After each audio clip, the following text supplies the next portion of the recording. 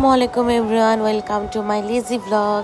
আজ আমি কোথায় গিয়েছি আপনারা কি একটু আন্দাজ করতে পেরেছেন? আমার মনে হয় কিছু কিছু মানুষ পেরেছেন আমি কোথায় গিয়েছি, ওইটা পরেই বলি। তা আমি রেডি হয়েছি, অনেক সুন্দর একটা ঈদের জামা পরেছি। ভাবলাম যে একটা টিকটক করি, তাও আপনাদের সাথে শেয়ার করলাম। সামনে থেকে আমরা একটা সিএনজি নিয়ে চলে যাই আমাদের ডেস্টিনেশনে। চলে আসছি আমাদের ডেস্টিনেশনে। আমরা চলে গিয়েছি ইয়ামচাতে। লাইফে ফার্স্ট ইয়ামচাতে যাওয়া, আমি খুবই এক্সাইটেড ছিলাম। তো ইয়ামচাতে চলে যাওয়ার পর আমরা অনেকক্ষণ ওয়েট করতে হয়, সেখানে অনেক ক্লাউড ছিল। এখানে আপনি ঢুকেই কোনো সিট পাবেন না, আপনার কিছুক্ষণ বলতে অনেকক্ষণ 1-1.5 ঘন্টা ওয়েট করতে হবে।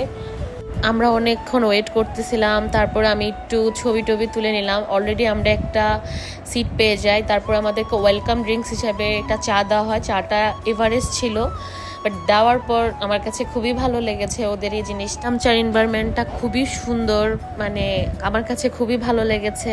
তারপরে আমি একটু আপনাদেরকে দেখাচ্ছিলাম। আমার কাছে দেখতে খুবই ভালো লাগছিল, খুবই সুন্দর লাগছিল। মাশাআল্লাহ। আমরা আমাদের সিটটা পাওয়ার পর আমরা চিলি অন্থন অর্ডার করি। এটা অর্ডার করার পর যখন আমি ফার্স্ট বাইটটা দিই, আমি জাস্ট চোখ বন্ধ করে বলছি অনেক মজা, আসলেই অনেক মজা। মানে তাদের সসগুলো দিয়ে খেতে আরো বেশি মজা লাগছিল। যখন আমি এডিট করছিলাম আমার মুখে এখনো পানি চলে আসছে।